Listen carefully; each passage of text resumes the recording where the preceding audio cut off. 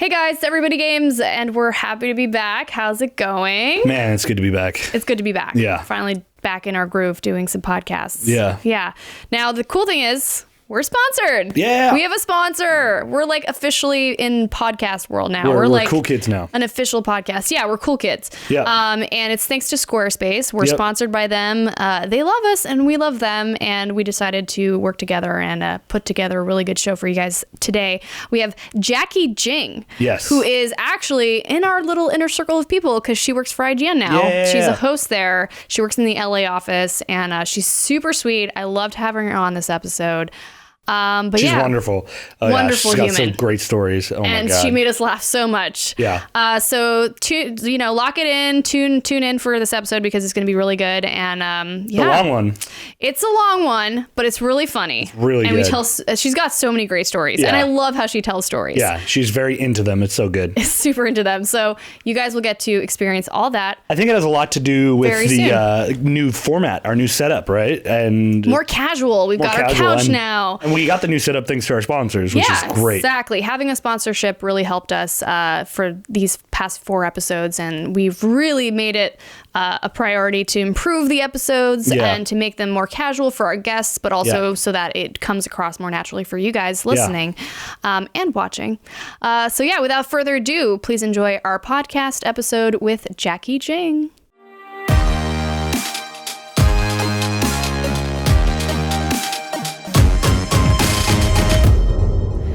Jacki, hi. You're here. I'm so happy. Yay, me too. Yeah. I love you guys. Is that the start? Are we started, or was I this think we should official? start. You just roll Let's right just into it. roll into it. That was the beginning. I'm excited. Yeah. Yay! Is it bright enough in here? I think it is, right? Yeah, everything looks good. Yeah. You made a really good setup, Kyle. I tried. There's a lot awesome. going on we hadn't shot in a while.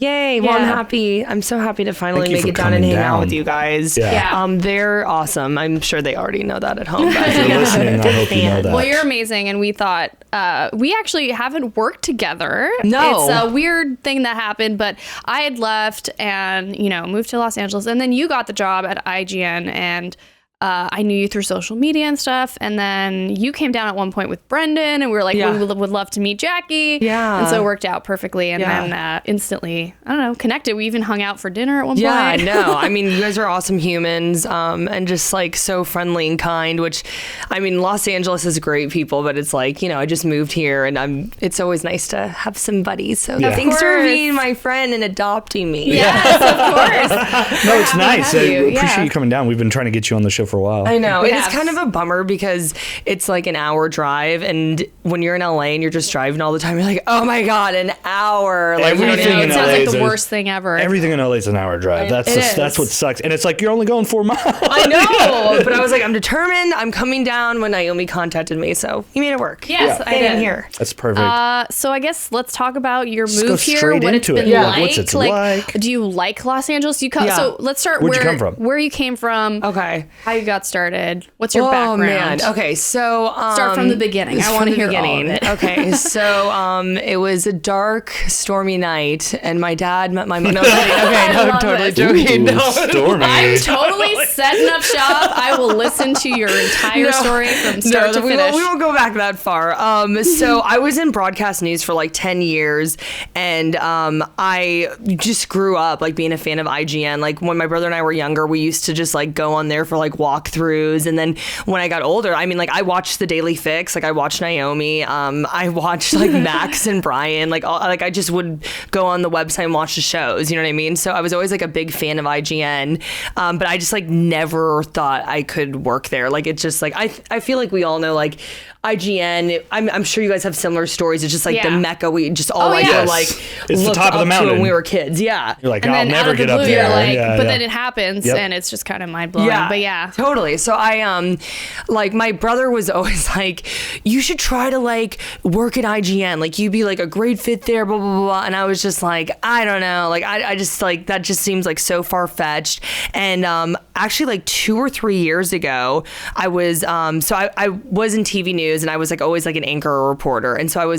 had bounced all over the country. I'd worked in Massachusetts, New York, Colorado, Ohio, and my last stop was in New Orleans, Louisiana, which is an amazing city. Have you guys ever been Never there? been. No, I've been close to it. Oh my gosh. Okay. Never actually went there. It's a hidden gem. It's got like so much history and great architecture, awesome food. It's just like awesome, amazing music, obviously all that stuff. Yeah. So I had like just moved down there and was like life was good, everything was cool. But my brother was like, you should like try to work in IGN, whatever. So there was a host opening there, and I was like, I don't even know how to approach this. Like it just seems so daunting, like writing a cover letter to IGN. And so my brother and I had like, we were like, okay, like we gotta like have all these video game references and like we gotta talk about all this nerdy stuff. Cool. Yeah, and he was like so great. He like helped me like formulate this cover letter, and we started it off with like a Diablo like intro. It was like, hello friends, stay well, listen. That's so good. And I didn't hear a word back. I didn't get like a thank you for the email, like, you know, like whatever. Like I didn't hear anything back, and we had literally spent like I know we spent hours. I mean, we might have even spent like a couple days on like just crafting this letter. So it was like we had poured our heart and soul into it, and we were just like, I was just like, Ian, it's just like not meant to be, like whatever, you know. So my brother was a huge gamer. Like I just like pale in comparison to him. Like he was like, you know, had a PC, had all the consoles. I mean, played Dota, had all of the like latest games, was like, you know, he just insanely good video game player. And like he had like a connection with games that like I never did. Like I remember like my dad brought home the Super Nintendo for the first time. And I can like vividly remember this, but like we had this like little TV in our room, and he set it all up, and Ian and I were playing Super Mario World. And I like to this day can just remember my brother's eyes. Like he was just like so enamored, in love with it. We were both in love with it, but it was like he had like such a deep connection with it. You know what I mean? So I was like, I always felt like I was like his sidekick in games. Like I'd like have like the gameplay. Yeah, I'd have like a player 2. Yeah. I was 100% player 2, and I'd have like the walkthrough, like guiding him, you know. Nintendo books. Remember those? Like, and I'd be like, catalogs. Okay, it says here to like do this, like you know what I mean. Awesome. And so, but he was like he was like the artist, like you know what I mean. Like I was like to completely support, you know. That's a little like how rally drivers work, because you have the navigator who sits on the passenger side, important. and then you have the driver who's like the skill master. Yeah, so he was definitely like the driver, but so he was like, hey, like we should start like a podcast together, because we were like a year apart in age, and we were best friends like since we were little kids. Yeah, we had like lived together, just like, and I had moved to New Orleans, so like we like hadn't lived together for a couple years, but he was like, yo, like we could do it online, we could figure it out, and we were like trying to get it all set up. And like I worked in TV news, which is like an absolutely brutal work environment. Yeah, like I definitely want to know more about that space. So basically, it's like a big mystery to me. Yeah, what goes on there. Oh my God. Okay, so like, I mean, I think that there are people who like are 100% made to do that, and I just don't think that it was like really my cup of tea. But I did it for 10 years. Ooh, wow. Yeah, and not your cup of tea, but you did it for 10 years. Well, this is the thing. It's there's really great positives about it, but then it's like, okay, so I woke up at 3 a.m. for 10 years, like, because I had to do the morning show. Nope, I'm out. Yeah, you know what I'm saying? I'm already out. You are it's a like, pro. I Holy mean, cow. I think that's commitment. I think it's like made me age terribly, but I'm like, whatever, it's fine. Like, you know what I mean? I didn't sleep. I mean, like, and it's funny because people are like, oh, well, I'm a night owl. I was like, you will never get used to that schedule. Like, you just never will. Like, I literally would always sleep 4 to 5 hours, would take long naps, but it was just like, you're just constantly stuck in broken sleep, and you're just constantly like cranky. Like, even when you're like I feel like I'm a super positive person, but it's just like people are always like just pushed to the limit when you're like waking up at that time, you know? So it was like, I had great co-anchors like all through my career, but it was just like, we were always working at like 70%. And then it's just like, you know, production people, everybody was just like snapping and because you're just like, people are just grumpy. Like, production, you're waking up people at are snappy anyway. Yeah. And then when you're waking up at 3 a.m. and like the pressure's on and news is breaking. So it was just like, it was a constant tiredness. And then it was just a really stressful job. Like it was like, I covered fires, tornadoes, really gruesome murders, awful court cases, like political corruption. Like it was like like, at the time, I think when I was younger, like I was like, okay, like I felt like April O'Neil, or like you could do all of it. The like journalist with like the little like, you know, like paper in the hat and be like, I'm the hard hitting journalist. But it's like, it became really draining after a while. And I think like towards the end of my career, I was just kind of like, I'm tired. Like I'm physically tired. I'm physically tired of waking up at 3 a.m. Yeah. And then it was just like, just to describe my day to you guys. So I would like wake up at 3 a.m. and then I would literally like brush my teeth and then like look like garbage walking out the door. Like I'd roll out of bed and brush my teeth essentially and then get into work. And then I had like an hour to read through scripts for like shows that were sometimes like 6 hours long, 6 hours live. You know what I mean? And so you have like just a little bit of time to digest this, and then you have to put your makeup on, you have to dress like an old lady. You have no idea my old wardrobe. Like it was like, was it something they controlled? Like, oh my God. They controlled like my clothes and like they my had a hair wardrobe now, person, right? Yeah, no, we picked out our own clothes, but like they were very much like, it had to be very conservative. A set style. Like right. not like for a long time sleeveless was like a huge debate. Like if you could wear like a sleeveless dress on air. Yeah. Like, and I think like New Orleans it depended on the city. Like some cities I worked in, you can definitely not wear sleeveless, but like some, they were like, could not. Like, like fans would write in and be like, why is she wearing a sleeveless dress? Like you'd be like, what is your life where that gets you riled up? I think we all know how people comment. There's always those people who like want to comment on something. But so I would like have to like totally get into this like anchor lady like kind of look, and then you're like anchoring for 6 hours. You're super stressed out, and then I would have to go out in the field and I'd have like a couple hours. Hey, here's your story. This is what's happening. And then I'd have to get into a car, go on the field, have to go live. Sometimes it would be like I'd be literally running down the courtroom steps and I'd be like, give me the mic, and I'd be like, okay, this is what's happening right now. And then it was just like, I can't even imagine. Like I don't know how to describe 120 miles an hour like every day. Yeah. You probably got some real good takes out of that stuff because you just like come in and just bang it out. You're like, I'm out. Like I mean, that's like, you don't think twice. That's like military level training for a host. It feels like. Oh my God, it was crazy. Yeah, I mean, like that's why I'm like, there's people like, there's amazing reporters out there. They're incredibly like hardworking, intelligent people, and they're just made for that. Like they thrive off of that adrenaline rush, and they thrive off of like waking up early and delivering the news to people. And I think like for a long time, I felt that way. Like I felt that adrenaline rush, and like I really enjoyed like bringing stories to people. You know what I mean? But then it was just like, I was tired. Like I really think it was the 3 a.m. thing. Like if they could have put me like on a day shift, or if I got moved to the evenings, I think that would have been better.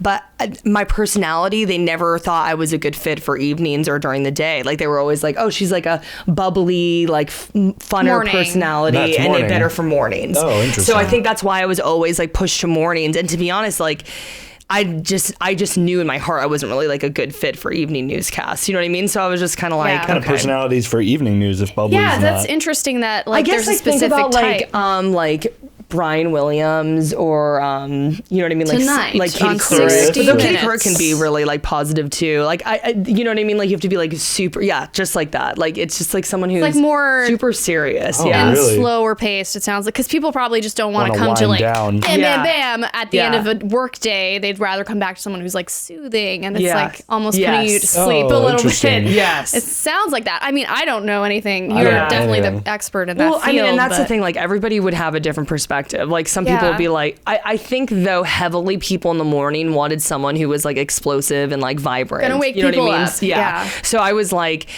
definitely, I mean, like you can just even tell by like talking to me, I'm like, I gesticulate, I'm like, oh my God, like, you know what I mean? So I was like, I think it was just like, that's why I ended up always on the morning shift. But it was just, I was just like, I don't even remember the last time when I moved here to LA and started working at IGN, and I got a normal sleep schedule. Like you guys have no idea. I woke up like smiling every morning. I was like, good. oh my God, it's 8:15. Like I can't even describe it to you. Like, and I think that like, it's crazy. Like we get into our routines, and like sometimes like, cause you're like, wow, like you guys were both like, you did it for 10 years, but it's like you get into a routine, you get afraid, like this is all I've ever known. Comfortable. You know? And totally. Also it's such a important part of your life at that point when you're in your 20s or whatever, like very young, and like this is everything to you. So you you ingrain that into your every being, and like it develops who you are in many ways. And then it's like, how do I live without that? Yeah, no, 100%. So then basically like, I was like stuck in that grind, and I was, my brother was always like, hey, like, let's try to work on this podcast. And I do the fun stuff. Yes, do the fun stuff. And honestly, like, I would be too tired. Like, I'd be like, hey, like, can't call you tomorrow. Or like, hey, like, I just like, I'm like, I am just so exhausted today. I can't. Like, honestly, I remember like so many times he'd call me and I'd be like, I'm so tired. And he was such a gem of a human being. Like, he'd never complain about it. He'd be like, we'll work on it tomorrow. Like, we'll work on it tomorrow. So, I mean, I don't know how many people who like are going to be listening to this or watching this would know this, but like my brother passed away a couple years ago, and we were, as you guys can tell, like best friends. But when he passed away, I mean, you guys, I don't even need to explain that. It was like earth shattering. It was like the worst thing that's ever happened to me. But I remember I was like at work and I was like checking IGN. I think I was like literally like had like the Daily Fix or something on in the background or whatever. Probably Naomi. Yeah. And then I was like, you know what? Like, let's just check out the career section. Like, why not? Like, you know what I mean? I was just like, why not? Let's see what they have. Yeah. And so I literally like clicked on it and it said like host. And I was like, this is not like, this is just stupid. Like, I was like, why did I even click here? Like, I shouldn't even do this. So I literally, damn it.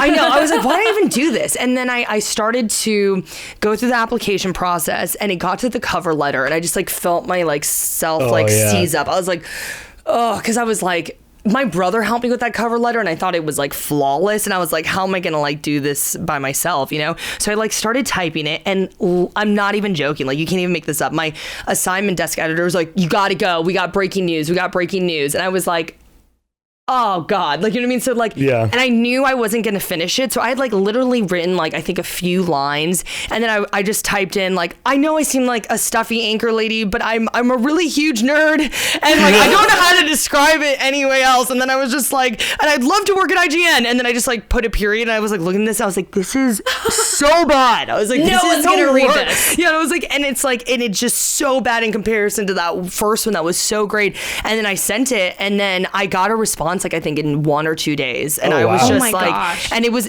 really curt. Serendipitous. It was 100%. Like, I feel like I don't think I would have done it if like, it's so interesting because it's like, of course, like, I miss my brother so much, but things happen for a reason, and there's no way I'll ever be able to bring him back here, you know? So it's like, I really take solace in thinking like his passing brought me to where I am now. And it's like, I would not be here in LA. Like, I would not be working at IGN. And it's like, his passing is what motivated me to do like all these like weird things. And like, I'm living my best life now. And I think it's 100% him, you know? Because of him.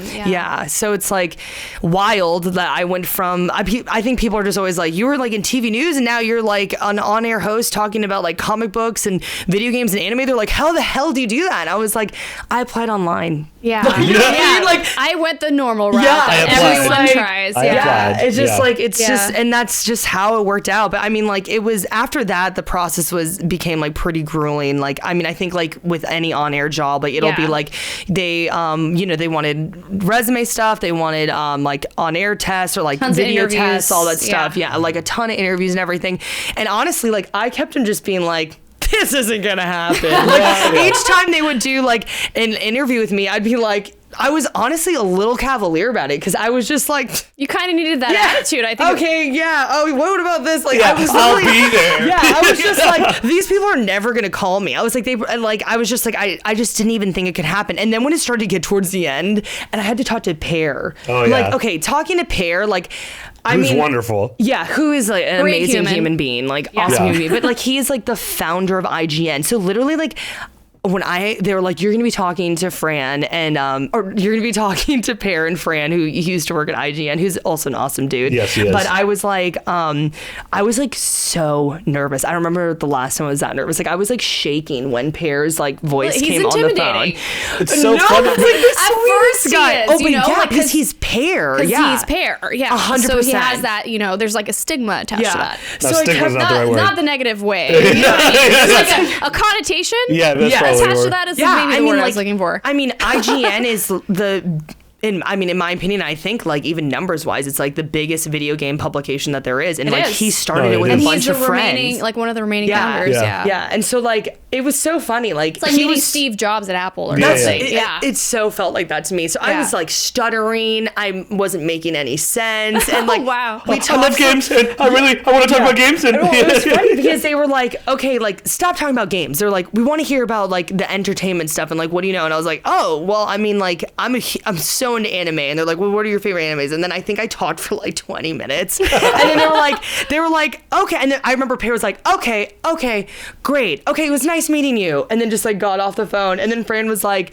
okay, cool. But like not like harsh, but it was like you could just tell like he was like, cool. Okay, yeah, good. like whatever. Yeah. It was just like we're good. Yeah. I almost, to be honest, like I felt like it was like he was like, okay, like I wanted to just hear this girl like talk and like get to know her and like I'm done. See like if it was a fit. Yeah, it's called the culture fit interview. Yeah, totally. And so like, which I have no idea how they thought. I literally was like stuttering and just like a nervous wreck. I remember sweating. Like I was like so nervous. And then I was like, after that, I remember my mom was like, okay, how'd it go? It was like really bad. I think it was one of the worst interviews I've ever done. No. Yeah, and then like, I did not get this. Yeah, no. And I was just like, but you know what? It was totally like, I was like, I really didn't think anything would happen anyways, so whatever. And then when things started to like finalize, I was like, oh my God, like you had to take a moment to be like, this is happening. Yeah, I was like, I'm leaving this career that I've basically established for 10 years and like, you know, been fighting through the trenches for, you know, and then I'm like, and just totally pivoting to something that just seemed out of this world and like a dream, you know? Yeah. So, I mean, like, it's been wild. I mean, like, I can't, like, even like, okay, so like, I'll have a tough day. Like, it'll be like, you know, oh, we had some breaking like comic book news and we have to do a conversation about it. And Jacki, like, you got to write like this article, you got to like transform it to video. And then we got to get like all these forms filled out and you got to connect these people. Okay, wait, we need to do this video too. And I'm like, and I'm like juggling all these things. And I'm like, okay, like, I did like a video on like Star Wars breaking news, and then I had to do like best anime on Netflix piece, and then I had to like do something on Godzilla. I'm like, that was my day. Like, it's like I'll walk out there and I'm like, I can't be like, I can't complain about it. Like, even if it was like intense or like stressful, like I'm like, it's a dream. Like, it's just like absolutely ridiculous. So sorry, that was long. I'm like looking. I'm like, I think I talked for like 20 minutes. Yeah, I pretty much started the time. Like, it's an hour-long podcast. Yeah, this is like. Oh, we need to fill it, so you're good. Like, just keep talking. Just keep It's talking. all very fascinating, and the way you tell stories too. Like, you can tell you've been on camera for a long time. Oh, thanks. It's true, and it's a talent. And I noticed this about you, like probably the day I met you. It was like the work, like you know what needs to get done. You know how to move pieces. You're like you have that mind, and I think it's from that like 10 years of grueling work. Yeah. But now it's like you said, you get to talk about like just the fun stuff. Yeah. And kind of let loose a little bit. I'm like, even if it's still stressful sometimes. Yeah. I think like I definitely think like military boot camp, like thinking that journalism's like or like being on air. I hear what you're saying, and I can just imagine like I would get stressed too with like work in IGN and stuff. Yeah, and you totally have like the skill set to do it, but it's just like imagine being like you have that skill, but you're in a pressure cooker all the time. Yeah, and it's just I like kudos to you for being able to do that, because for me, like I even just like buckling under the pressure at IGN, like I can't imagine what you went through. She's being humble. This woman is like, you guys should see the one woman show she's doing here. Well, you contribute to. Oh yeah, they're like a team. Yeah. It's still technically a one woman show. I'm a dude, so there you go. Yes. No, she's a monster. She's such a workaholic and just like. I was like, you're always busy, girl. Like always. I'm like, but that's great. And I think like, I don't know. We just have similar mindsets where we're just like, you're like, go. Because now living in California, you still make yourself get up early and you have like these morning activities. Your days are filled like even now, right? I'm crazy. I'm like, I love working out. And honestly, like, well, we have a headquarters in San Francisco. Obviously, that's where you guys both worked. And then we have this new headquarters that has been around. I guess it's been around for a bit now, a few years. But I like the LA team. It's just like I'm so happy that I was able to come to LA because like I'm a huge volleyball fan. You know what I mean? So I like wake up at like 6 a.m. to play volleyball sometimes, which still seems late. Like I can't. For you, you're like I was at 3. It don't matter. It's so funny. The girls would be like, like the girls would be like, okay, I'm sorry guys, we're gonna have to wake up at 6, and I'm always like the first one to be like, I'm okay, like that's cool. Hey, everyone, I'm up. I've been up 2 hours. Yeah, totally. So I'm like, so it's great. I get to play beach volleyball, and then like yesterday I went on a bike ride, though I did crash. Yeah, you told us the story. Just really talking good, before this podcast how you ate the S word. Well, we can swear. I'm still very like TV trained. I can't. I know, right? I like hesitate every time I'm about to swear. Sometimes it'll just come out because like I give up. But anyways, you ate shit on your bike. It's funny when there's a mic in front of you though. There's definitely like you're tuned in. You're crazy. Like, it changes your you're like, totally, can't swear in this video. So I ate S. Yeah, I ate S. It sounds like you said I ate ass. Oh my god, we're trying to keep it PG. It's even better. No, you're trying to keep it PG, and then it just like escalated even more. I'm like, oh my god. Essentially, I just like got stuck in a divot and then just like fell over dramatically. On like a bad LA street. Yeah. And then I'm sure that like some guy in a Maserati drove by and was like, look at this. Look at this peasant. Yeah, exactly right. On her bike, But then I was telling you guys, it was like so crazy because I had like this instinctual reaction where I was like, who's gonna help me? And I was like, so my knee. I skinned my knee, and I was just like wanted my dad to like come over and give me a hug or something. I was just like, and then I was like, okay, you skinned your knee, like get it together, But I was just like, it's funny, like if you fall off a bike, you guys will go back to being like 6 years old. And like, where's mommy? No, seriously. I was like, oh my god. That's such a funny story. In addition to that, my knee was bleeding. I'm sorry, this is like not fascinating at all, but like I had blood leaking down to my toe, and I was in Marina Del Rey, and of course had crashed in front of a really nice hotel. So I go in there, and there's like all these people with their like Louis Vuitton bags, and they're like in these like really nice clothes, and like they're designer or they're like sick awesome cars. I don't know anything about cars, but like really sick looking cars pulling up, and I'm like limping in there with blood coming down my leg. And I go to the front desk and I'm like, can somebody help me? I just crashed my bike out there. And you can just like, all the people in there were like, who is this? And I of course look like very West Side. I think I had like on some like MC Hammer pants and like a trucker hat and like you know what I mean, like some beat up t-shirt. Like I was just like, hi, I'm bleeding. You guys want to buy some CDs? Exactly. I was just like, this is. You guys want to buy my CD? It was quite the sight to see. But yeah, I'm sorry, I totally went off there. So I crashed that's funny. bike. But you're very active, and like you were saying, you're a tomboy. You like self-identify as a tomboy. Yeah. So, but it's good now you get to do that and like just take it easy for a bit. Like take in the activities you love doing. Yeah. And would you do volleyball in like your other places that you were? Yeah. So I mean, like. Like coming to LA is just like so wild to me. Like even when obviously like everybody would love to like live in LA or like New York City, right? We're like always like LA, New York City. We see it in the movies. Like it's cool, right? Yeah. So when I got into TV news, like the Mecca, like to be like a true journalist, like you got to work like in the top 10, right? So I technically like to think I got there because I was a traffic girl in Denver. Actually, that wasn't even top 10. It was a top 20. So I didn't reach it. I never was Mecca. Oh, well, okay, you can leave. Yeah. I'm out. But so I was like, okay, well maybe someday. I was like, I'll never be able to work in New York or LA because like those were like, you had to be like the best of the best journalists. You know what I mean? But I was like, maybe I can someday work like in Denver, which is a top 20. You know what I mean? But I just was like, there's no way I'll ever work in LA. I just like never even envisioned like a life plan here, you know? All right, we're interrupting our podcast episode for a quick mention about our sponsor. We're partnered with Squarespace. Heck yeah. It's amazing. Squarespace has been a huge help for us as we try to shop around for a website for Everybody Games for you guys. So this will be a place where hopefully you can go to for photos or behind the scenes stuff. We're looking to really deck it out, but it's all thanks to Squarespace. And they have a number of templates, and I have been trying. Make it really easy. They make it super easy to get on board, first of all. Yeah. But I've been going through the templates. What's really holding us up is that there's so many choices in templates. Yeah. And having to choose just one is really, it's a challenge, but they are all world class. They're all gorgeous.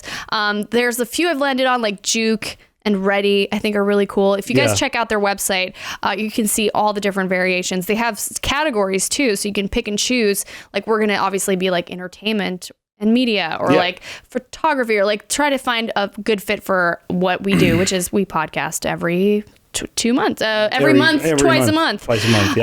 So yeah, really thankful to have Squarespace sponsor us. And of course, 24/7 customer service. It's the number one place for that. I mean, they have the top of the line customer service, award winning actually, which for me is super important because I'm actually I'm very big on calling people and speaking to someone rather than figuring it out myself online or emails. And having that readily available is really helpful. It's really helpful. And it's super simple if you need to transfer a domain, if you already have a website and you just want to like boost it a little bit, give it a little upgrade, a little polish, fine polish, and give it a new front facing image.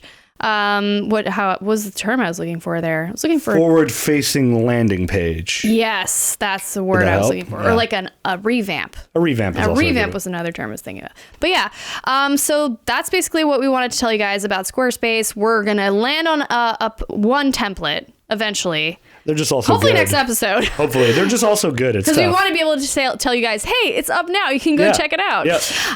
But yeah, go to squarespace.com actually for a free trial if you want to give a shot at trying out Squarespace for yourself for a domain or a website or whatever you want to set up for yourself, your creative endeavors, your photos, just a place to blog about your life, whatever it is you're looking to do. If you want to get on board for a website and you want to be ready to launch whenever you are ready to do that, go to squarespace.com/everybody_games to save 10% off. That is what we're offering, 10% off your first purchase of a website or even a domain if you don't have one yet. Yeah. So you can get started all over there. Just go to squarespace.com/EVERYBODY_GAMES. Nailed it. Go do it. Go give our sponsors some love. They've been amazing. Definitely do that for us. And without further ado, let's go back to the fun giggles. Jacki, who's going to appear here. Who's the amazing person we have on our show. Enjoy. So, like, I've played, like, sand volleyball my whole life, like, in all the other places I live, but it would be, like, on, like, can you imagine, like, sand volleyball, like, in Massachusetts or something? Even in Denver was, like, in these indoor complexes. They have some really nice mountain courts, actually. I'll take it back. But it's, like, you can only play, like, when it's summer outside and stuff like that. So it was, like, just kind of, like, pick and choose. Yes. But actual seasons. Yeah, unlike LA, which it's always sunny and beautiful. But, always sunny. Yeah, it's great. But basically, like, I was just like, holy crap, I'm moving to LA and I can like play volleyball all the time. And I like played like I don't even want to say like semi-professionally because it was like I tried to like into the, tried to be pro, but like I really never took it like super seriously. But I had some really good partners and I was basically like, use me and then like get as far as you can, but like, you know what I mean? When you need a new partner, like pick them up, like whatever, I'll understand if you need to drop. Yeah, totally. Yes. Yeah. But like, it was like, I was like, whoa, I'm going to be like in LA. And like, I was so grateful. Like a lot of the girls that I had played volleyball with, like through that circuit, like they were like, yo, what's up? So like, I kind of had like a little group when I came out here. When you got here, that's amazing. That's amazing. Yeah, a little crew. Yeah. So that was really nice. So now you play volleyball, like how many times a week you think? I played every day except for Monday and Tuesday this week, but we were off from work. So like, I think I try to do like, no matter what, Saturday and Sunday mornings. Like I like always have to play Saturday and Sunday mornings. I like to get some early games in during the week, like usually like on Wednesday and Thursday. But if I'm not playing volleyball, then I'm at the gym. Like I lift weights. Like I'm like, it's so funny. I go to this. I just feel so lazy right now. You guys already know I'm super into signs. You know what I mean? So like I'm an Aries. Like we just like we just have limited amounts of energy. Yeah, my sister's an Aries. Is she? Yeah. And it's so funny. We went to Vegas. So many projects. She's into like medieval like events and things like that. Oh, that's cool. She's like drawing. She's into music. Like she has so many all over the place. Yeah. Fencing. Oh yeah, fencing is her sport. Like that is her sport. That's cool, right? Like I want to be Naomi's sister. Yeah, totally. She's really cool. Yeah. Crazy talented. She's in Nova guitar. Scotia, but she definitely like found her niche and found the things that she loves, and she just does them so regularly. And I'm like, damn, I can't wait to have like a thing like that. Yeah, I mean, I'm doing training now. Like I'm lifting weights and stuff. Yeah. That's like the most consistent thing I've done in a long time besides work. I tried to go to her personal trainer once, and I was like, like I'm not like a skinny boy, and I was like, I'm gonna be good. I'm gonna do a good job. Walked in, this is gonna be easy. No, I knew it wasn't gonna be easy, but I was like, I can hang. Yeah. And it's like 45 minutes in. Yeah. And I am just. Like I am like sorry for anyone who's listening. Seeing stars, he had to take a break. I go to the trainer. I was like, I gotta take a break. And then I like literally go sit in like the locker room and like, you ever black out? Like not like when you're drinking, but like just like straight blackout, and like my vision's going like this, and I'm like, oh my gosh, I'm gonna faint. You must have been, you must have been super tired. I'm gonna faint right now. So I'm like sitting there like, okay, just recover. And then God, I wish you filmed this. By the way, I mean, he was in the bathroom. Was I came out. She's like, you good? And I was like, film that if I had came out. And she goes, you good? I'm like, I'm done. I was like, I gotta just go. I'm gonna. Oh my God, I love this hang out story. by the fan, like totally. Like you kicked my ass. I was like, I'm good. But it was, I told her, I was like, my weakness is my core and my cardio, because it's like classic tall people. My core is the worst. And I'm like, that's what I want to work on. She's like, all right, cool. And I was like hanging. I think she like cranked it up a little bit when I was hanging, and then couldn't do it anymore. I was done, man. Cardio is brutal too. But yeah. It's so funny. Like when I was younger, I played Division I volleyball, and like that was just insane. Like we were working out like exorbitant amounts. Like it was like your job, Well, it was. Yeah, it was. It was like, we're paying you to be here, so you better be training. You better be legit. But like after, like I really struggled to. I'm sorry, I'm like so off the wall here. No, it's okay. Workout plans now. It's still gaming related. I mean, I'm like it's a game. It's a sport. I was like kind of, but it was like I've always struggled with like figuring out a workout. Like I've always been like, because people are always like, well, what do you do to stay in shape? And I mean, like, I don't know if anybody cares about this, but for me, like the biggest thing has been like weightlifting, like for sure. And I think people are always afraid of weightlifting because they think it makes you bulky, but it's it changes your life. No, it makes you, it burns muscle so much more, your and like endurance goes up so much. My favorite people are like through my life, like girls that'll be like, I don't want to lift weights because I don't want to get too buff. Like there aren't guys who spend like 4 hours a day just trying to get big, and that's their hope. And girls think it's like they're gonna pick up a weight and be like, boom, just like biceps explode out of nowhere. No, and it takes like guys who are big, by the way, they're like taking protein and supplements, and they're probably lifting like way more than we are. Like, not to mention those that do steroids. Yeah, I know. Steroids isn't magic juice, which is a thing that's like, because I had friends who did steroids, and those guys like they go hard. They go hard in the gym, but it's like it's next level. I'm like, geez. They go hard, like legitimate. That's why their bodies are always so messed up later down the line. Yeah, but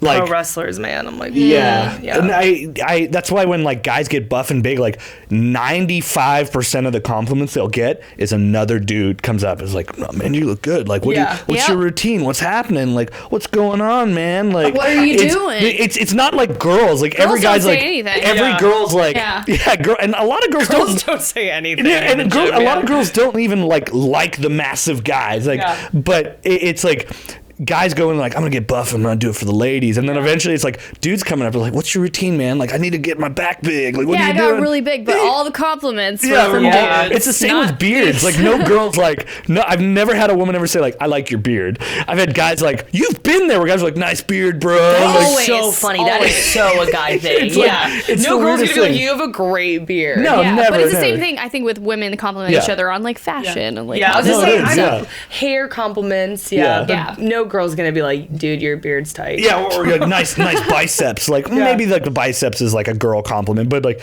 the amount of effort it takes to get big and strong, and like the amount you have to eat, the amount you have to sleep, the amount you have to like change up your routine and work you put into it. It's like when I see a dude who's like in shape, I'm like, that guy worked for it. That was hard work. He put in a lot of work and a lot of pain into it. I think like, I mean, and like those people, like you're like, there's no way like that. They like scare people from going to the gym. Like I almost like, I just think like, it's like, they're like, oh, the only way I can be like look like that is if I'm putting in all the time. Like, and I feel like it makes me a little bit sad because I'm like, if people just like went for like literally like 30 minutes to an hour at the very least, three times a week, just 3 times a week, like you will see a huge difference in your life. How you feel. It should be because we put a lot of emphasis on how you look after, which is also a benefit. Yeah. But not to mention, like, but how you feel is the ultimate, like, reward, I think, because it's like, oh, now I fall asleep faster and I'm getting my rest. And when I sleep, I actually sleep. When I eat food, I feel like I'm fueling myself up. I don't feel like I'm just putting food in my mouth and now I feel like garbage, you know? Yeah, no, totally. Like your whole body composition and the way your endurance now, you can like go upstairs without panting. Yeah. Like just those little things will improve your life exponentially. Yeah, like, and mentally too. I'm just like, so maybe go in with that mindset, it. like this is the main, like this is the bottom level goal I want to reach. And then all that extra stuff is just because I think so many people are like, oh, I'm not going to be able to put 2 hours in the gym, so I'm not going to go. Like that's but what I think. 2 hours is too much. Yeah, you know, for a lot of people. So. But then like there's those guys who like put in like hours and stuff. You can't compare yourself they're to from them. like 10 till 4 a night. They're doing a different thing. A whole day. They're doing something different. Like the guys, when I'm referring to the guys, is like those are the guys that are like the completely sculpted and just massive muscles. Like doing the 30 minutes for 3 hours a day, you're gonna feel great. You're gonna be in good shape.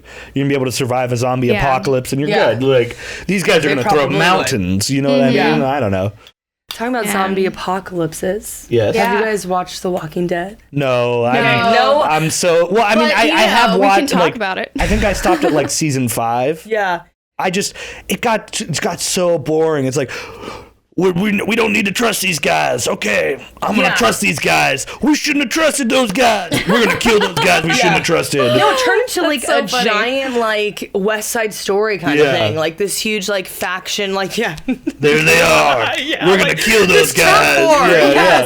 So I don't know. I don't even know I brought up The Walking Dead because like I don't watch the show, but I was just like we were talking about zombies, and so I just decided to randomly pick it up. Yeah, no, Brandon. Well, have you played any zombie games? Yeah. Oh, Lately, any zombie games. What are you playing right now? Okay, so I'm playing Diablo 3 right now. Good choice. On the Switch. Yeah, there you go. And I mean, I'm just getting like all the feels. Obviously, I talked about the Diablo line, like so, like okay, so this is so funny.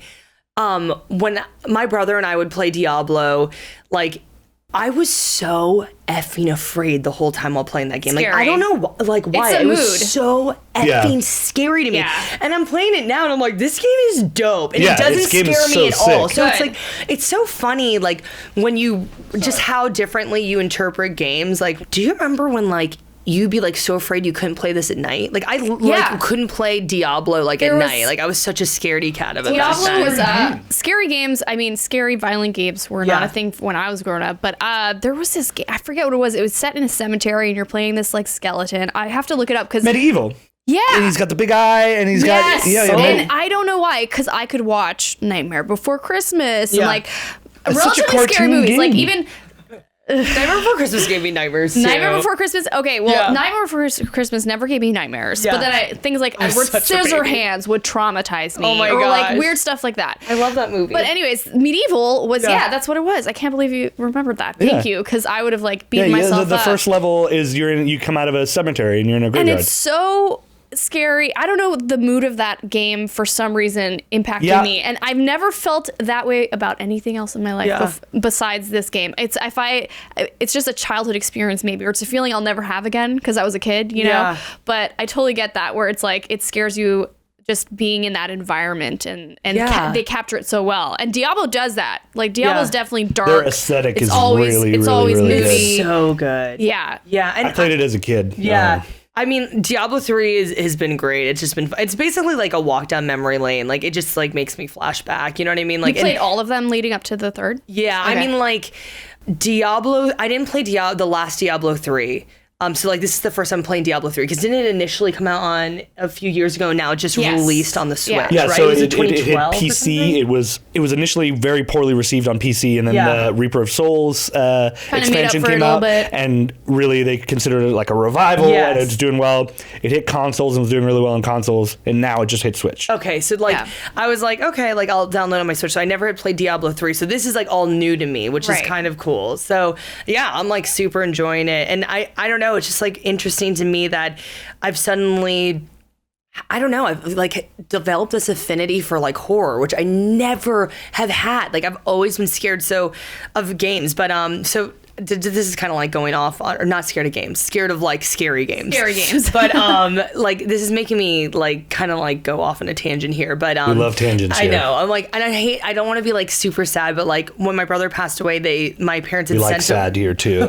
We can relate. We can relate. Yeah, actually, Kyle. No, you and I bonded over it. Yeah, definitely bonded. Carry on. Tell me your story. So when my brother passed away, first of all, like, my parents sent me all of his stuff. So like, can you just like imagine like going through all that? That's like, brutal. Yeah, like it would, but it was like I think it was almost harder for them to hold on to it, and I was like, just send it on over. So like, I just set up all of our consoles. Like it was like, and it honestly, it's like my favorite part of my apartment. But it's like literally the NES, like. All the, like, and we got like a Dreamcast in there. His Xbox is like N64, GameCube, obviously the SNES because I talked about that earlier. Like all of his consoles, like all of his games, I have it all lined up. But I got his PS4, and I had never played PS4, so I was like, okay, like cool, like let's see what games he has. And he had The Last of Us and Bloodborne, which are like both scary and dark. So good though. They're good such story, good games. So I played hella dark. Yeah, like, so like, but it was like I was like, okay, I just said like hella, I'm sorry. But I was like, okay, like I have to play these for him, like you know what I mean. So played Bloodborne. Got killed. Really hard game. I mean, I think people know that. Yeah. So I'm like, that when I was like, okay, like let's put that aside. We're gonna work on Bloodborne later. But I got through The Last of Us, and actually Brandon, who you guys are friends with, and he's done this show before, and he like was super nice. Like he would like literally be on the phone with me when I had a problem, and I'd be like, I don't know what is going on. I need some help. Like they're supposed to be like, I'm just stuck in some weird marshland. I don't know what I'm supposed to be doing. And he would like help me. Like he was like essentially my walkthrough on the phone. Like sometimes like I just like call him and like he was my navigator. And I got through The Last of Us, and it was like I was like, holy crap. Like you know what I mean? Like I was just like, okay, like this is. For like, so like I had always like known about like the big games and like played some of the big ones here and there, like, you know what I mean? But it was like having Ian's like console, like having his games, working at IGN, like I just like, it was just like this tsunami of like how important like games are to me now. You know what I mean? Like it's just like, and like how much I want them to be a part of my life. Like, you know what I mean? Like it's like, it's so important to me. Like it's the way that I like can de-stress. Yeah. It's the way that I feel like I can connect to him. Like, and it's just like, I don't know, like it's just games are so like they are so heavy and important to me now, like more than ever. You know what I mean? And so like, I don't know. Sorry, I'm just like getting like kind of cheesy. That was pretty much all I wanted to say. It was just like it's like I just have this enormous connection to them now. Yeah. Like it's just like they hold so much gravity with me. Setting up his consoles and stuff must have been a little therapeutic and like getting it all. Totally. It's like a little piece of him. When he passed away, like I just knew he had so many gaming friends, like you know what I mean. And I was like I got to find a way to get a hold of them. So like thankfully like was able to like connect with them through Discord. Yeah, like you got his Discord info. Yeah, and it was awesome. Like wild to me that like these people were Ian's best friends, and they had never even seen each other like met, in person. I have a group of friends like that. Yeah, I have, man, we've been playing almost like a decade and a half together, and we still get on. Naomi now gets on and plays with us. They're like, and they're my people. Sorry. No, go ahead. No, I interrupted you. It's just like a lot of us have met in person, but it's like people don't get it when you're like, oh yeah, this is my friend, we game together, and they're like, oh, how'd you meet? You're like, gaming. But it's like someone who's in your ear, and if you play as much as I did at that point, it was like 6 hours a day. Yeah. It's like being on a phone call with someone for 6 hours a day for 10 years. You get to know someone doing that. This person. You know this person inside and out almost. So Ian had been doing PC games. Like I think he did like World of Warcraft, where I think like a lot of people gain like, you know, they get their clan or their group of people. Yeah. So it was just like wild to me that like I connected to all these people, and they were just like, Ian was my best friend and was there for me like during my darkest times. And I was like, wow, like, you know, how'd you guys meet? And they'd be like, well, we never met. Like, you know what I mean? And I'd be like, you guys didn't even meet once. You know what I mean? And it was just like, that was extremely therapeutic, was like meeting all these people that like Ian had such a strong connection with. And it was like literally they probably saw each other's faces by eventually like sending photos or something. Yeah, it's like they had never seen each other whatever. like face to face, you know what I mean? And just like that they called Ian their best friend, and that like they said that he had such a profound influence in their life. So it's like, for me, it's just like, it's very hard, and I'm sure you guys deal with this as well. Like, you have friends who game and you have friends who don't game, and it's like they just don't like, they kind of think it's silly. Like, oh God, I was playing Dead Cells once. That's a great freaking That is a great game. But I was playing Dead Cells, and I had a girlfriend over, and she does not play video games, and she's like, you know, like just like your like typical girl, like really awesome human, but she's just like not into games at all, right? That's so weird to me. Like someone who just like doesn't get gaming. Yeah. That's like an alien. Like, it's so part of our DNA. Yeah. But so I was playing Dead Cells, and she was like, okay, we need to go to lunch. And I was like expecting to die right away. And then I was like, I can't. She was like, what do you mean we can't go to lunch? I was like, I can't explain it. I'm playing Dead Cells, but like I'm on a roll right now, and I just got this sick weapon, and I'm like, we can't go to lunch. And she's like, what are you talking about? Like you're talking about your game? I'm like, yes. And I was like, and you're distracting me, and like when you die in this game, it's done. And she was like, why are you yelling at me? I'm like, just get out of here. Just shut up. Get out. She brings up that story all the time. She was like, Jacki like screamed at me about a game and refused to go to lunch with me. And I'm like, it's Dead Cells. And then I try to explain to people Dead Cells, and then everybody looks at me like in dead silence. And I'm like, you know what? Just gonna stop talking. But it's just like funny. You losers wouldn't get it. But I feel like, exactly. But I just feel like even like telling like people like, my brother had like a bunch of like best friends, and like they like all affected each other's lives like so profoundly, and they never met. Like I just think like sometimes that's hard for people to understand unless they've like actually been in that space. And then it's just like I said, like stupid stuff like Dead Cells. Like it's just like so funny how like people who aren't a part of this world, they can just be like so foreign to them. And it is. It's so alien. Like I'll try and talk to them, and I'm like, no, these are my friends I play. And like Juan, you've met Juan, Falk. Well, like over voice, like Falk. That's one of my friends. And like, we met playing WoW, and we had been playing together for like 6 or 7 years, and then we found out he lives in like the Long Beach area or whatever, and he's like, I'm like, that's close to me. He's like, all right. He comes down one day, and he brings like an 18-pack of beer, and we have a beer, and we play some pool, and then we go and drink, and like we chilled, and then the next morning he's like, all right, see ya, and we get on, and it's like, and then we went to lunch together, right? What? Are you talking about Tout? No, that wasn't Tout. I was talking about Falk. Falk. But and then another one is like... there's like a whole group of people. I'm still getting to know. And she's trying to learn the names because it's like... I learned about their handles too. I don't know their handles. I don't know their real names, so sometimes they switch between the two names, and I'm like, okay, wait, who's who? So I was like, okay, I'm looking for Crux. I'm looking for like Griffin, because like I knew Ian referred to, or I'd hear him like the tag. I just get the vibe that I would have got along well with Ian. Like, you guys, oh my god, he's so dope. It's the same thing. Like, I'm like, no, Falk. Well, that's Juan, but Juan's name's actually Juan Carlos. And then there's Tout, who's actually Tout Prest, which is actually Kevin, and he owns a business, and he lives a couple miles away. Like, what's your handle? It used to be my paladin. Sorry, I love talking about it. Get real nerdy, guys. He's about to cry. It's not crying. It's so nerdy. It's my paladin's name. So like. Backtrack before. I love paladins. Like everything about the fantasy class of a paladin, I love. It comes. You're like, shut up and tell me your handle. No, please. No, I love paladins. Too. I love everything about their aesthetic. Like I want to get a paladin tattoo.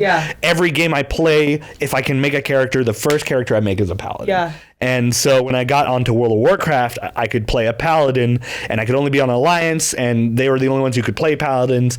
And so my paladin's name was like, I wanted like a really like epic paladin name. And it was so his name was Glorian. It was like, that's a good one. It was a good paladin name. Good name. And I like so that. I was Glorian for a bit when I was like a young like a kid, and then now I left and the name was taken. It's like apparently it's like a name of a Swedish metal band or whatever, which I didn't know because I just made it up. And then but now it's Valleus, so Valleus. He's so cheesy. Yeah, He's like so epic. I'm that's like. All my character names are like they're like very class oriented. It's like it's specific to that class, like So- something that will sound like a paladin. Yeah. or like something his, that- like Yeah. his Valiant. I just love, like, I love asking people this because my brother had like all these amazing handles. One was Crush Week Nerds. Literally, it was Crush Week Nerds. That's and pretty then good. he had like Bob Is Us. That's awesome. And then Axel Herman, like just the most That's so random names, Random handles. I love my handle, but so my like normal handles like at Jacki Jing, but like any of the gaming ones I have, and whenever I have to pick out a like title, like, you know, like they're like name your hero, Yeah, or whatever, Right. is it's Sister Raffian. Oh, that's And awesome. I like it's that. sister of Ian. Oh, but it's Sister Raffian. Isn't That's that? so and good. I think it sounds epic, like his Yeah, done. yeah. It does, But then yeah. it pays like homage to him, so I'm just like, Has that I aesthetic. don't know. Like, It's but really good. I love Aw. it. It's in a way though too, because like we're like very similar in some ways, but then I was like, he was always a goofball, and like I'm definitely like the more like I yeah. want this cool badass Yeah. name. Ooh, I said ass. I'm No, sorry. you're It's good. okay. You're good. We've been saying yeah, ass I'm this like, whole we, time. we, No, just kidding. we popped the seal. But like I was like, I want this cool like badass name, and then it was like, I don't know, I was just like Sister Vian, and then I was like Sister Raffian, Raffian, and that's I was really like, cool. Raffian. yeah, and I love it. Yours Sister on Raffian. BattleNet now is gnomes. Gnomes, yeah. I just stick to like nicknames It's mostly. cute though. It's like Yeah, it's, gnomes is Yeah. cute. yeah, it's Yeah. just gnomes. So That's like Naomi. Gnomes is like, Gnomes Yeah, is like exactly. a cute nickname. But it's actually like gnomes, like GNOMES. Yeah, like a gnome, like when you yeah. got buy Yeah. a How garden did you gnome. get that? Like, how is that not People taken? start. Well, Oh, it's like her with BattleNet numbers at the handle, end. so it's like- Oh, okay. Yeah. so on BattleNet it says gnomes, but if you have to add her, it's like gnomes. It's like you have blah to blah put blah hashtag numbers. number. So since you talked about how you always like to be a paladin, like I don't know, like when I first started playing games, I used to always be like, okay, I'm gonna be like the big dude who just like plows through people. You wanted to be the tank. warrior. That was the yeah. tank, the Or- tank, yeah. like or warrior or whatever, Yeah. because you know they all have like different names. Barbarian, yeah, whatever. barbarian, whatever.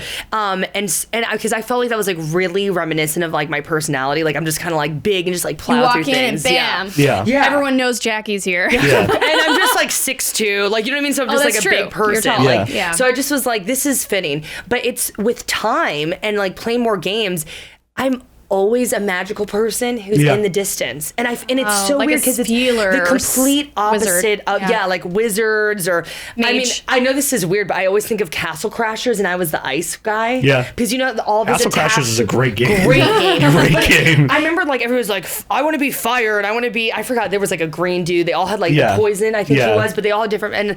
And I like was like, I'm gonna just randomly decide to pick the ice person, and I like loved. And then after I did that, I became totally a distance magic person, and it's so the opposite of my personality to be like Right. guarded and like to be far away and like Yeah. sometimes protect. I mean, like I think I'm a very protective, loyal person, but it's like I think like when I'm in life, I'm just like impulsive and just like plowing through things. So it's Right. like Maybe I it's just- something that's like it's good for you because you go in and you're a different it's a- character than what Yes. you are in real It's a life. fantasy so it's like a aesthetic for fantasy you, of yeah. yours. Yeah. So I wonder if like maybe that's just me but you know you guys know Brian Altano obviously. Of course. Yeah. Yeah. So when we did this like Diablo 3 like Switch competition, and it was just kind of like funny because he and I both picked wizards, and I was like, Oh. but we're both Aries, and you guys know Brian, he's from New Jersey. Yeah. He is Right. forward as.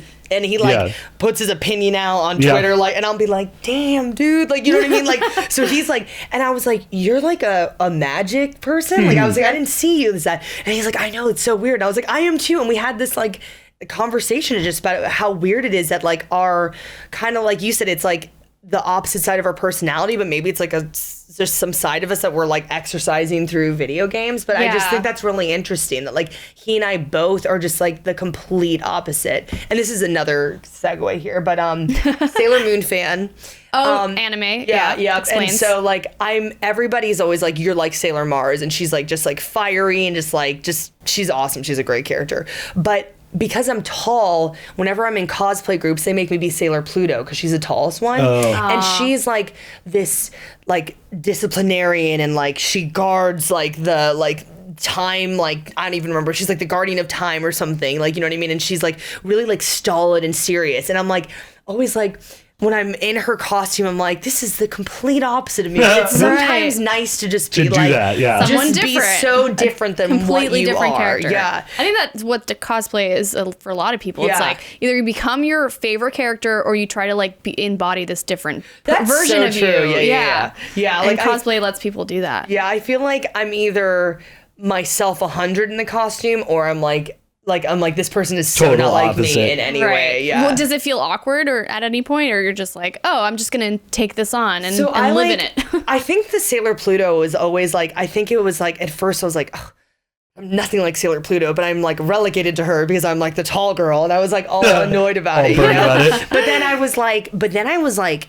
I love Sailor Pluto. I'm owning gonna this. own this. Yeah. And so I became like because I'm stupid, I'd like be very in character and like very serious. Like well, you kind of get that way when you cosplay. Yeah, like totally. it kind of brings that out in you because you're like it's not like you're wearing a mask for that costume, but like you're there's not your normal clothes. It's not what you would wear on a day-to-day basis. Yes, like totally. So you're able to like completely embody that. Yeah. I've definitely felt that way when I've cosplayed in the past, where I'm like, oh yeah, like now she's worn some I feel dope cool right outfits now. too. I'm like, Naomi's I'm like, my outfit's pale in comparison. I did Zarbon recently from Dragon Ball Z. Oh, I saw your Halloween costume. It's so good. It's so funny. Like he is like he's pretentious, he's incredibly vain, like, and he's also like cruel and vicious. Like he's like, he's like a really evil, good. he's a villain. Yes, he's a really good bad guy. And I told my boss, I'm like, I'm gonna cosplay Zarbon. He's like, that's perfect for you. I was like, buddy. I was like, okay. I was like, I don't really know what that means, but like the way you said that, but okay. But I don't like you.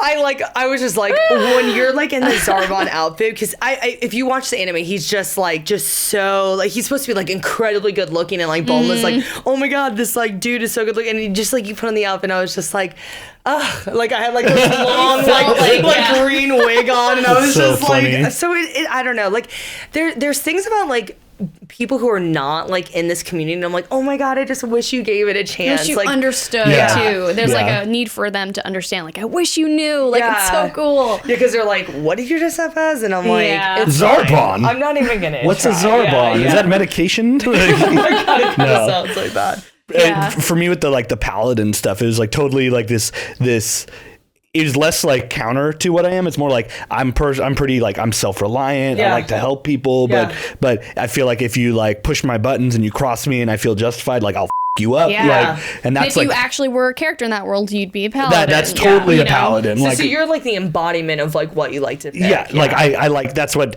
I like, because I aspire to be like a paladin. Yeah, exactly. Like this is my dream. Yeah, like, and they're versatile. Like if I feel like I want to heal people, I can heal people. If I want to go and be a tank, I can be a tank. Yeah. If I want to take a two-hander and just go destroy some demons, that's what I'm gonna do. Like that's what they do, and that's why I was like so attracted to it. The word fantasy is so good for this, because it's like that's why we play games in a lot of ways. We want to escape. Like you said, for you it was like a way to de-stress and like to get out of things. And it's like I don't know, like I grew up with like, oh my god, I'm trying to think of like I'm sorry, like my brain's like all over the place right now. Like I'm mile a minute thinking about like, I know, right? I'm thinking about like the games I started off with, and we were just like so blessed. Like my brother and I were like huge fans of RPGs. So I've talked about this a lot, and if you guys know the name of this game, I'll be really surprised, but it's called The Illusion of Gaia, and it was on Super Nintendo, and it was like this, I didn't have Nintendo when I was growing up. Oh man, so it was like this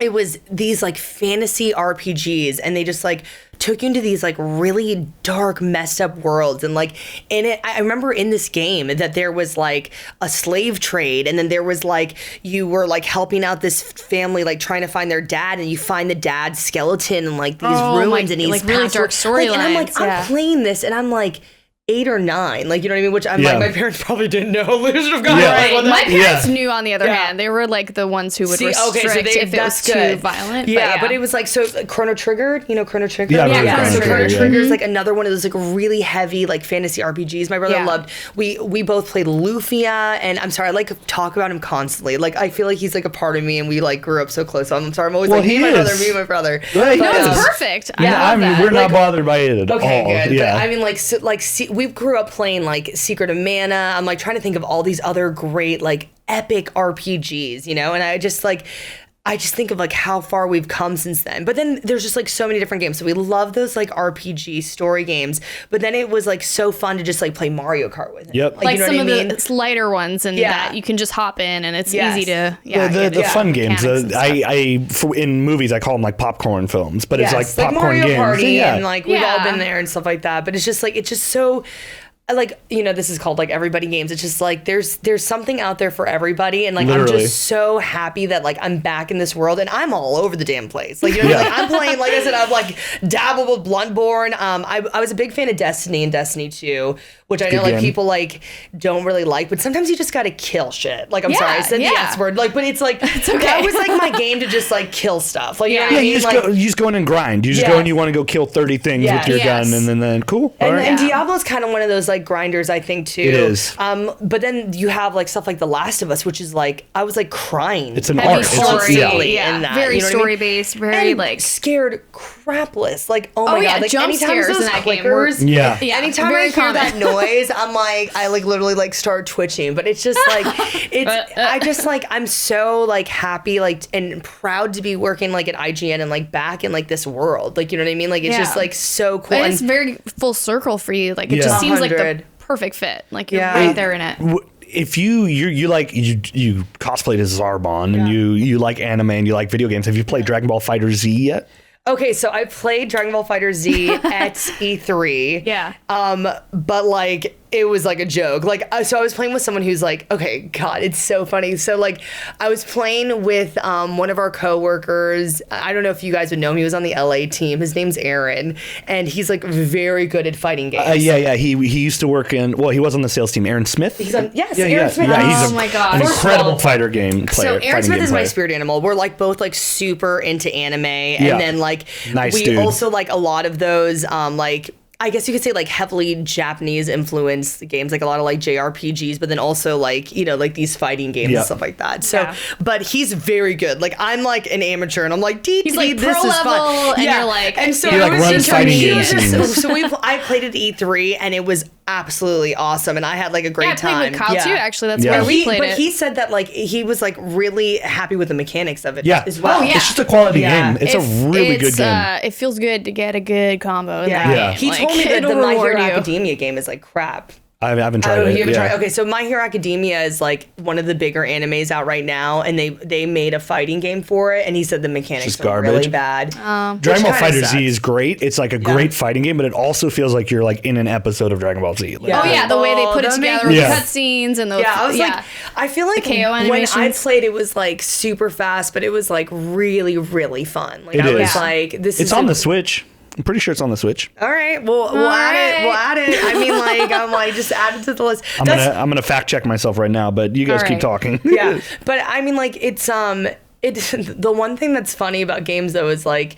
I'm like, man, my like bank account is just like, oh my god, does it take it drains and buying, and there's like always something like cool coming out, and I'm like, oh my god, Red Dead is like, I mean, I feel like everybody's been talking about it. But that's the thing, it's like $60 a pop, so it is expensive. Like it's not cheap. And so like I just like go over and I'm like. Red Dead. If you're playing Red Dead, are you playing it right now? Like I'm playing vicariously through him, so I'll like be like, okay, like I'm gonna play, and then but it's like his story. You know what I mean? Like I gotta buy it on my own. It is. Like, you do make your like a lot of the things you do in there will affect your story, and you'll have a different experience. Yeah, it's on the Switch. Else. Okay, cool. So, yeah. I just wanted to check. Okay, good. Yeah, definitely on the Switch. Oh, is it? Okay, well then I'm gonna have to download it. I also need to download Castlevania because I think it's available now on PlayStation. Oh. They have Symphony of the Night. Did you see the series on Netflix too?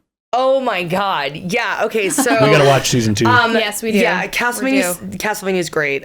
Season 2 is awesome. Like honestly, like I was like completely blown away by it. It's much different than the first season. Did you guys see the first season? We saw the first season. Yeah, we watched it. So it's interesting because it becomes like much more of a political drama. Like they introduce this like vampire war council. Like it gets really cool. And then it pulls heavily from the game Curse of Darkness. And like for me that was like wild because I thought it'd definitely be doing like Symphony of the Night or like some of the more popular games. But they pulled from Curse of Darkness and like and he does a really, really good job. Adi Shankar is the showrunner for it, and like the guy's great. Like he's gonna be doing the Devil May Cry show. I think I was Which like, is so perfect. Yeah. Like I'm just like, this guy is like unapologetic. Like he doesn't care about like, oh, okay, well maybe we should make this like really not as like dirty or gory or like controversial, like because kids might want to watch it. Like he's like, nah, this is gonna be intense. Yeah, like, you know what this I mean? is Castlevania. Which you saw Castlevania. If you saw the first season, I mean, like, totally. I remember being like, hard to follow if you're young. Like I would imagine it'd be. Oh my god, there's really like tough. eyeballs getting whipped out and like people's Yeah, fingers you're like, getting cut what's off. going on? That's like the lighter stuff. Yeah. Like, Yeah. and then it's like, oh my god, like super intense. But it's like,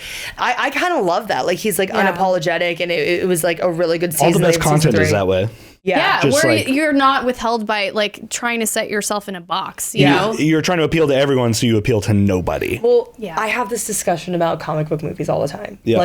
I'm so many people out there are gonna get like annoyed with me right now, but I'm not a huge fan of comic book movies. Like I'm a big fan of comic books and like the characters. I think they're great. Get but out. like No. I know, right? But with exception to like a handful, like they just seem really like saccharine to me. I love the Christopher Nolan movies. Like those are like nice. perfection. I'm glad to hear that. I Love that guy. I really love the Deadpool movies, and I think that's because they were like, screw it, we're not going to try to make this No, for kids. yes, like we're going to exactly. be completely unapologetic and just Exactly. like Ryan Reynolds, brutal. you know, mastered also that character, Yeah. and he like really was He passionate embodies about it, it. yeah. Yeah. And like Like- really just takes over. It's like for me, the Marvel movies, like they're fun. I really love the first Avengers. I really like that movie, but like they just, for me, like I just am always like, oh, Black Panther was really good. I take it back. I guess There's a couple that you like. Okay, there's some that I'm like, damn, that was good, but like I don't know, like I've just never been gut punched like I have been when I watched Deadpool. There's so and much when I more watched character the Christopher development. Nolan Did you like watch Winter dark Soldier? stuff. Yeah. Fell asleep in it. The three times I've tried to watch it. What? That's crazy. Ragnarok I don't is know. Kyle's big Yeah, one. Thor right. Ragnarok is so That Guardians one's of the good, right? Galaxy and Thor Ragnarok are like really funny, but it's Yeah. like those aren't like emotionally like moving movies like the Christopher Nolan movies. And like Deadpool of course is like extremely funny, but like it's got like a darkness and like heaviness yeah. to them. Like Definitely. So like I don't know, for me it's like I do love comic book movies, but I get like really afraid because I feel like a lot of times like they get too worried about being like safe. Does that make sense? Well, yeah, they're Like, trying to appeal to a mass audience. Yes. So anyway, any time you're going to try to do that, you're going to have to cut some things Yes, out. Like you yes. can't. And I it's trying to get make it. everyone happy, like you Yeah. were saying. It's Yeah. not going to Yeah. be And making the nobody best it happy can in the be. process. It's not going to be creative. But as Marvel, I creative. think, is nailing it. Like I Yeah. think like the Yeah. last like 6 Marvel movies They're are taking just more risks absolutely with things. slam dunks. Yeah. I think with the success of Guardians of the Galaxy, they were like, wait a minute, like Yeah. maybe there's something Yeah. we should be See, hitting I thought the on second more. Guardians of the Galaxy was okay. Yeah, that was Yeah. alright. I thought You're Infinity right. War was okay. Yeah. I thought that. Well, you're coming I thought from the Winter comic Soldier book was angle, okay. Yeah. which is like comic books always take so much. Like you get so much more in tune, and you get so much more information Yeah. about the characters, and you're like invested in trying to- I'm trying to see what the movies last- just can't Issue. really capture. What the Sometimes. last 6 were. while you're looking up that, an incredible comic book adaptation for film is the Daredevil series. Like to me, I yes. absolutely love The that series. The season Netflix one, series. like The Netflix series, I was yeah. gonna write. I never got to it, but there was so much about season one that I was like, this is perfect. Like Yeah. everything about this is what I take away from comic books usually. Yeah. It made me feel in that way. Yeah. Like it really, the character development, like the minutia, like the attention to detail and like the characters and like their little quirks or their Yeah. things. And I don't know. I fell in love with the characters more in a more deep sense than I would on a film, like a big production, like a Marvel movie or Yeah, something it's because like that. you get 10 movies. Yeah, exactly. It's 10 Did you guys movies in watch one. season 3? Have you guys finished? Yeah, I didn't like season 2. I liked season 3. And I Season really 2 like was what they weak, do yeah. creatively because I feel like TV shows generally have smaller budgets than films, so they have to like figure out ways to show cool fight scenes in a way that's like not really. fight scenes you were can't do absurd. without like expensive CGI Yeah. budget, but so they find a way to do it like on a much smaller, Yeah. and Yeah. it just invites so much creativity Yeah. because like that one scene in the hallway where it's just all one shot. That's like so 11-minute shot. That kept me like no tuned cuts. in the whole way. I was like, Yeah. how are they doing this? Yeah. And this is so interesting to me. And like usually fight scenes, I'm like, okay, fight scene. Okay, Get cool. through the Big fight strong guy scene. beats a Okay, bunch now of bad back to the guys. scene and the Yeah. characters. Yeah, we've all seen it, yeah. So like, but in Daredevil, it's like no, every beat, like I was zoned in on that. Yeah. And the final fight, like when spoiler alert, like I don't want to like say too much about it, but And like probably one of the best villains too, Yeah. not to mention. You're one of the best Marvel villains. Yeah. one of the best, like that, honestly, like, so, okay, I'm sorry, I'm like totally going off again. I keep on saying that, but It's good. What I think Anything makes, you gotta say, we're here for it. I think what makes Daredevil and Castlevania both great shows was that they paid homage to the source material, but they weren't like 100% committed to it. But they took like some like the heart of some really good franchises and made them like exceptional. Does that make sense? Yeah, I guess? yeah, no, it does. It takes It's that like- world and it builds a creative, like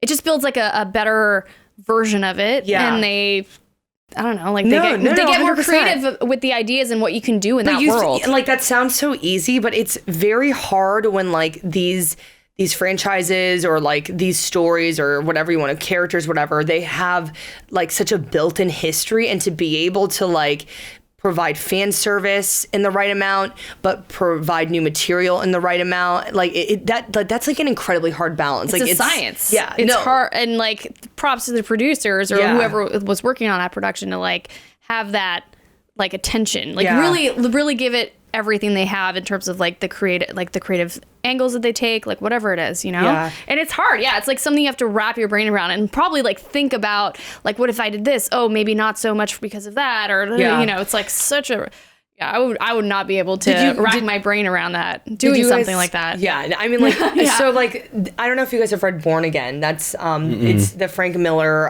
graphic novel about Daredevil, and they pulled I heavily. haven't read that one, they but I do like Frank Miller stuff. It's probably my favorite graphic novel, Yeah. and they pulled very heavily from that graphic novel for the season 3, and I was like, there's no way to make Born Again better. Like, as a fan of the Right. graphic novel, you know what I mean? I was like, Don't touch it. yeah, but like think about what happened with Watchmen. Like, I mean, That's like true. Watchmen, I really did not like. There was parts of Watchmen that I loved, but then it was like it left like so much to be desired for me, which was so weird to me because that graphic novel was so good and had like Yeah. such a great ending, and I was like, why does this Camera movie? went up. Oh, did it? That's okay. You guys can keep talking. Yeah, we'll Okay. keep talking. But yeah, Watchmen did that for me too. I also read the comics before I saw Yeah. the movie for that, and it's just hard to capture in like a comic like Watchmen, which is like huge. It's like Yeah. it's how many pages, Yeah. and then to make it all fit into a movie like Yeah. structure, it's hard to do that. Yeah. That said, like if you didn't like it, that's totally cool. For me, it was like that was the first time I saw a comic book movie brought Yeah. to life in a way that like made sense and fit the aesthetic and what I envisioned while I was Yeah. like reading the comic. You know what I mean? Well, Yeah. I 100% get that. It's like I just like you have to be so creative to make the source material somehow better, and Yeah. like literally Daredevil season 3, like I thought the Born Again series was so good, but then the Born Again like graphic novel was so good, but then like they took Karen's character and made it so much better in my opinion in season 3, and then they what they did with the mother, like there was parts like that they added so much depth to a story that I already felt was so deep, and I was like, that's like what I'm looking for like when I go to the movies, like you know what I mean, like Yeah. I felt like the Christopher Nolan series, like it added like this layer to the Batman world that I had never seen. Like it was visually like something I'd never seen because I grew up with like the animated series and like obviously Right. reading like Yeah, some yeah. comic Yeah, books and same. the Adam West show. Like, you know what I Yeah, mean? Like we all same had like with me. different Yeah. but it was just like this unique, dark, relatable layer. You know what I mean? So that's why. And then Deadpool, like, I mean, I read the Deadpool comics and like I thought there was no way like he would be able to kill it. But I think Ryan Reynolds acting. Yes. Like it just And pushing the boundaries, because like Yep. I think a lot of the whole rated R thing was a huge deal, right? Yeah. Because now, the gates are open. We can swear, we can do like gnarly stuff. We can Yeah. talk about some things that just would never fly on any other rating. Yeah. And that's like the big appeal about that movie, is that they really Deadpool? had no restrictions on what they could do straight with the just cuts character, a which dude is in already half. a character known to be very extreme and like. I think it was What were you like, saying? Well, I mean, he just like straight up cuts a dude in half. Like Well, at, that's what I'm at the saying. intro to that movie. Yeah. No, I know. I'm just agreeing. Like Yeah. they like right out the gate. It's like in the first scene, right, where they're on the bridge and he has the dudes up on the sword and he just Yeah. goes like that and just Yeah. splits the guy. It's, Yeah. For me, it was the first scene when I was like, this is I haven't seen anything like this. Yeah. And it was when somehow some guy got thrown into like a highway sign and his body like just like gooped off of it. And I was like, oh my God. But it was like, this is what I've been waiting for this like unapologetic Deadpool, like, or like just like this, like all out. We were basically talking about like, when somehow these like showrunners or creators can like take the source material and make it better somehow, that's when you're like, just like, thank you. Thank you. Like and then we were saying that I felt like they did that with Castlevania. We said that we thought they did that with Deadpool, and then also I feel the important thing, movies. the thread with that is just like stay true to the characters and you're good. Like, but there's so many people like they're like, no, can't have him do that. It's like, but like something that where they capture the aesthetic of the character and they stay true to like with certain threads to the source material, but you know, taking some creative liberties. Like it's a fine balance. You know, it's. I want to see a good Resident Evil movie. Oh, Resident man, Evil, But that was just been so like we have been. It's saturated. Like it's to the point where like there's another Resident Evil. Like no one's gonna be interested. It's like Fast and the Furious. We've lost interest. I know. Yeah, we've lost interest. I feel like if they did like some like, or The Last of Us. That could be. Yeah. They are making a film. Are they really? Yeah. Oh, I didn't know that. I don't know. It sounds like it's taking a long time. Or I forget what the last update was with that film, but yeah, they do have a script.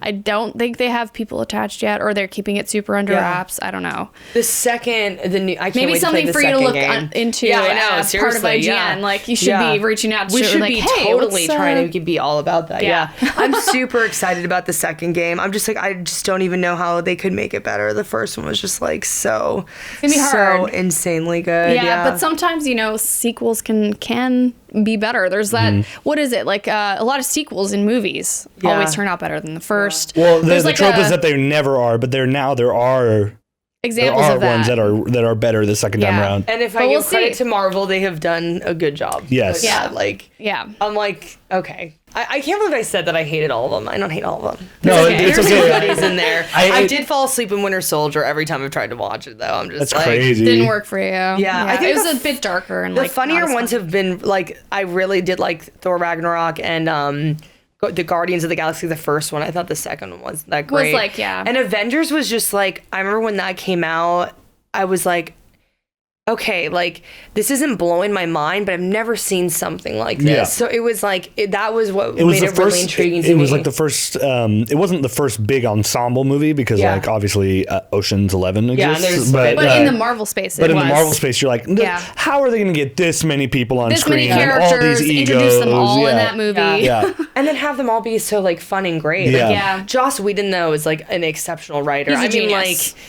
Seriously, like he did such a great job with that movie, and like for it to be like the start of what it is now, I mean, like it's absolutely insane. Yeah, definitely deserves some props. Yeah, a lot of shoes to fill. Pressure, man. Yeah, nailed it. I'm trying to. Yeah, it's really good. Well, the time flew. I know. I think this is perfect. I think we touched on everything. Like this might be our longest episode movies, ever. Anime, games. We did everything. But it was so great, like catching up and getting to know more about like how this all happened. Now I'm so happy you're happy and like here and living your best life and stuff. You guys are awesome. Thank you. And obviously Jacki's awesome, so you guys should all follow her.